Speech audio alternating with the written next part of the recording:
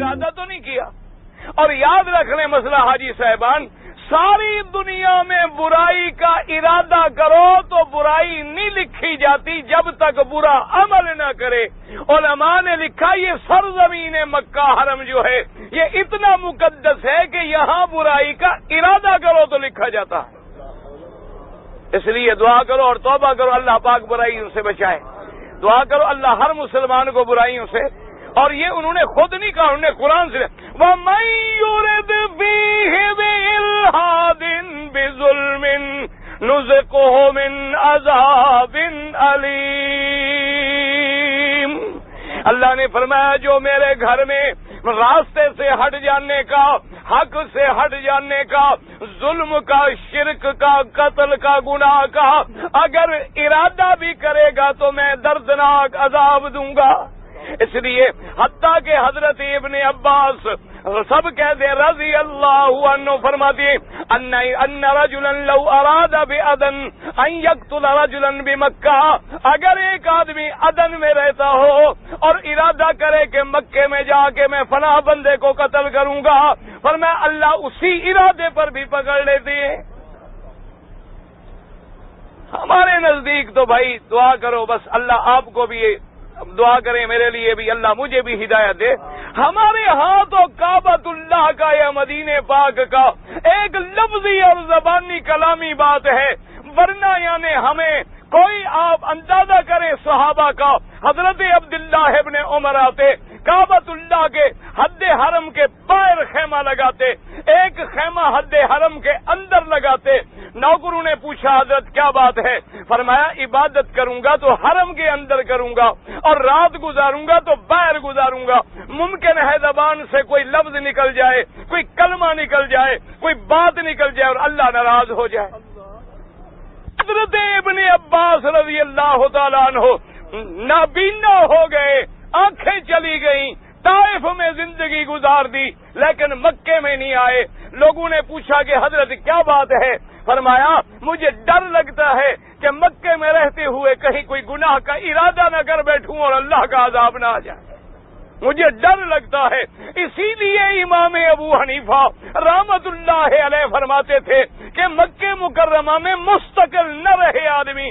لوگوں نے پوچھا کیا بات ہے؟ فرمایا مکے میں مستقل رہنے میں ڈر لگتا ہے کہیں بے ادبی ہو جائے اور جو پہلے کی نیکیاں ہیں وہ بھی برباد نہ ہو جائے. اور فرمایا یہ ڈر لگتا ہے اپنے ملک میں رہ کے کعبے کو یاد کرے زیادہ بہتر ہے، ایسا نہ ہو کہ کعبے میں رہ کے اپنے ملک کو یاد کرے اور بے ادبی کا مرتکب ہو جائے. اس لیے وہ فرماتے تھے مجھے ڈر لگتا ہے اللہ کے کعبے میں مستقل رہنے سے. ایک ہمارا حاجی ماشاءاللہ اور عمرے کرنے والا ماشاءاللہ اتنا بڑا بہادر ہے، پہلے اگر دیسی سگریٹ پیتا تھا مکے میں آ کے ولایتی پیتا ہے. پہلے اگر 2 دفعہ دن میں اپنی شیو کراتا تھا، یہاں 5 دفعہ دن میں شیو کراتا ہے. پہلے اگر نماز ایک چھوڑتا تھا، یہاں بے پرواہ ہو گیا ہے. اور میری بہنیں اور عورتیں، میری بیٹیاں جو اپنے ملک میں پردہ کرتی تھی یہاں آگے انہوں نے بھی پردے پھینک دیے ہیں. انا للہ و انا الیہ راجعون. یاد رکھو اگر تم نے یہاں گناہ کیا، حضور پاک کی سنت کو پاؤں میں روندا، قیامت والے دن مکے کی مٹی ہوگی اور تیرے خلاف گواہی دے. ایسے حج پڑھنے کا کوئی فائدہ ہے؟ حج حکیم نے نسخہ لکھا ہے کہ بھی گاؤ زبان استعمال کرنا ہے، حج استعمال کر لو. نہیں ایمان سے کہیں حج. مثلا آپ جہاں فرض پڑھتے ہیں حکم ہے کہ سنت دوسری جگہ پہ پڑھو، نفل تیسری جگہ پہ پڑھو. کیوں؟ تاکہ قیامت والے دن یہ جتنی زمین پہ سجدہ ہوگا قیامت میں یہ اللہ کے آگے گواہی دے گی کہ میرا مولا تیرے بندے نے یہاں بھی سجدہ کیا، یہاں بھی سجدہ کیا تھا، تیرے آگے سجدہ. تو معلوم ہوا کہ زمین کا ٹکڑا ٹکڑا گواہی دے گا. تم جو داڑھی مڈا کے کعبے سے رگڑ رہے ہو، محمد کے روضے پہ کھڑے ہو، قیامت میں خدا کو کیا جواب دو گے؟ ادھر دعویٰ کرتے ہو کہ نبی حاضر ناظر ہیں، نبی سب جانتے ہیں، اور ادھر شیو کرا کے سامنے جرت کر کے کھڑے ہو۔ خدا کے لیے بتائیں، قیامت کا دن ہوگا، اللہ کا دربار ہوگا، محمد کا پرچم شفاعت ہوگا۔ اگر حضور نے کہہ دیا ان کو دھکے دے دو، انہوں نے میری سنت کو گلیوں میں ڈالا تھا، گندی نالیوں میں بہایا تھا، تم کیا جواب دو گے خدا میں؟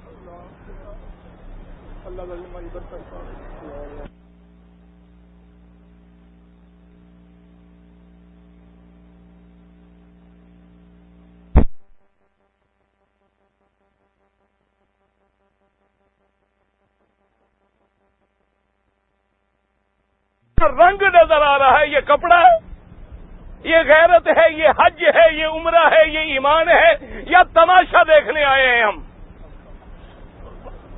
خدا کے لیے اللہ کے کعبے میں آپ سے درخواست کرتا ہوں، جن کے ساتھ عورتیں آئی ہیں، خدا کے لیے اپنی بیٹیوں کو، اپنی بہنوں کو، اپنی بیویوں کو، اپنے گھر والیوں کو سمجھاؤ، اللہ کے کعبے کا احترام کریں، اللہ کے حرم کا احترام کریں، میرے مدنی محمد کے روضے کا احترام کریں، حضور کے شعر کا احترام کریں، حضور کی شریعت کا احترام کریں۔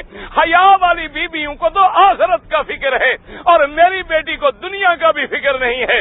سیدہ عائشہ صدیقہ سب کہہ دو رضی اللہ عنہا، سیدہ عائشہ صدیقہ سب کہہ دو رضی اللہ عنہا۔ الصدیقہ بنت الصدیق، صدیقہ صدیق کی بیٹی ہے اور مدنی محمد مصطفیٰ کی محبوبہ زوجہ ہے۔ اور جب امام مالک رحمت اللہ علیہ جب روایت حدیث میں آتی نا بی بی عائشہ کی، تو کیا کہتے؟ فرماتے انا عائشہ رضی اللہ تعالی عنہا الصدیقہ بنت الصدیق زوجۃ النبی المصطفیٰ المبرأۃ من السماء قالت، کہتے تھے وہ بی بی عائشہ جس کی صفائی رب نے عرش سے بھیجی تھی۔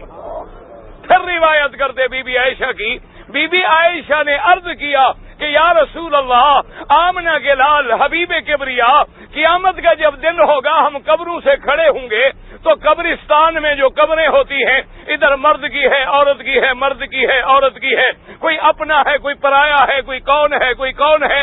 قبر میں کوئی دیکھ کے تو دفن نہیں کرتا ہے نا، جہاں قبر ملی دفن کر دیا۔ تو میرا مدنی جب قیامت میں اٹھیں گے بدن پہ کپڑے تو نہیں ہوں گے، اس دن حیا کا کیا عالم ہوگا؟ غیر مردوں کے سامنے عورت کیسے کھڑی ہوگی؟ بی بی کو یہاں کا فکر نہیں، مرنے کے بعد قبر سے اٹھنے کا بھی فکر ہے۔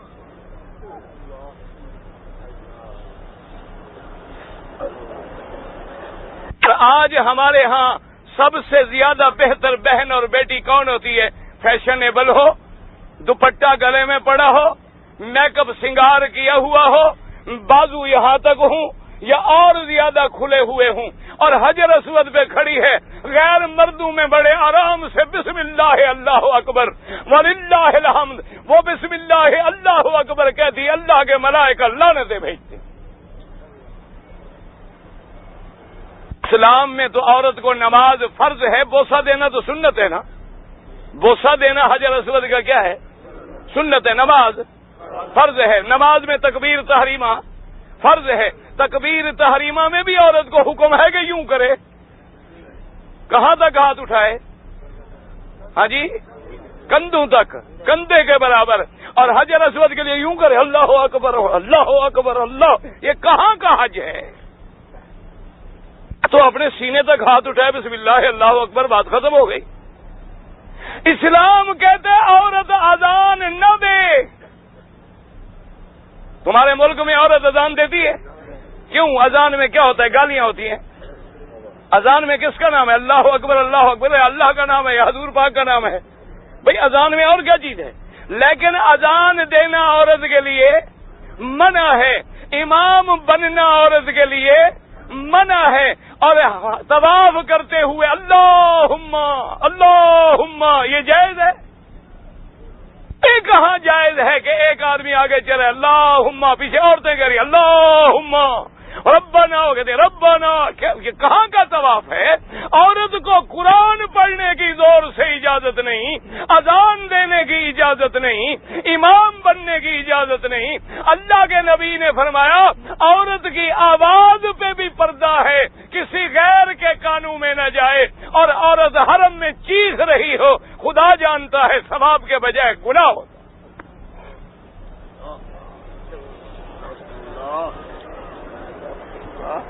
حجر اسود کا بوسہ دینا سنت ہے، غیر محرم کو ہاتھ لگانا حرام ہے، غیر عورت کو ہاتھ لگانا حرام ہے۔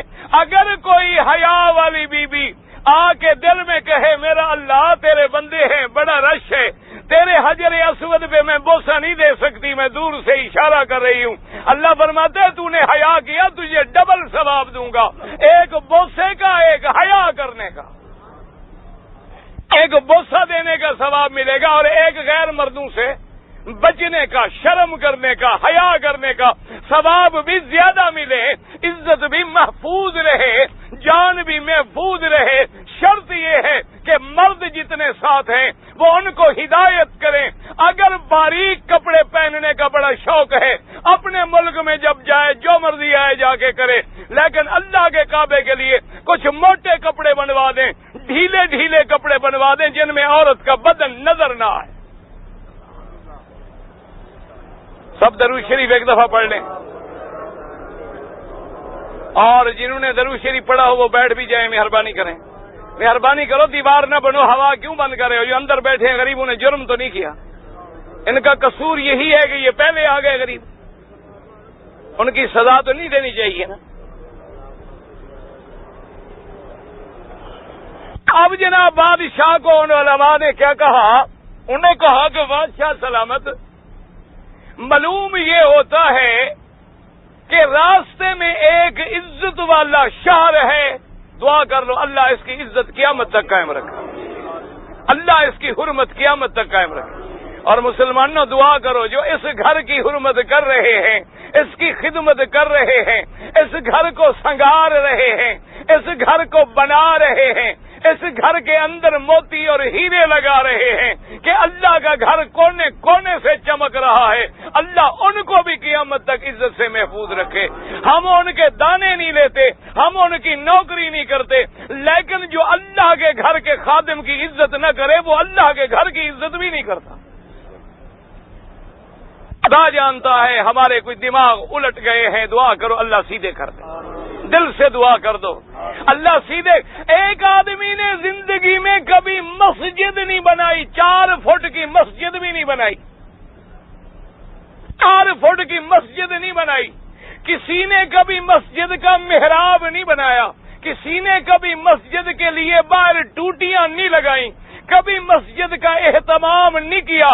صرف وہ سال میں ایک دفعہ ربیع الاول میں جلوس نکال لے وہ عاشق بن جاتا ہے۔ اور جنہوں نے دولت، دنیا، تن من، اپنا سب کچھ مکے مدینے پہ قربان کر دیا ہے وہ منکر رسول ہیں، خدا ہدایت۔ تو دیکھو حرم کے باہر حمام بن رہے ہیں، اگلے دن میں نے سوچا پتہ نہیں یہ کیا ہو رہا ہے، تو کل میں نے کسی سے پوچھا کہ بھئی یہ کیا بن رہا ہے؟ انہوں نے کہا حمام بن رہے ہیں نیچے 2 منزلہ کہ حاجی جو نکلے وضو کی تکلیف نہ ہو۔ میں نے کہا جی وہ حمام تو ٹھیک ہے، یہ کیا بنا رہے ہیں؟ انہوں نے کہا وہ بجلی والی سیڑھیاں لگا رہے ہیں کہ حاجی کو اترنے میں بھی تکلیف نہ ہو۔ نہ ایمان سے کہو یہ تو خدا کو بھی نہیں مانتے، رسول کو بھی نہیں مانتے۔ اور جس کو زندگی میں کبھی مسجد بنانے کی دیوار کی توفیق نہ ہوئی وہ عاشق ہے۔ اب اس کا علاج بندے کے پاس تو نہیں، دعا کرو اللہ دلوں کو سیدھا کرے۔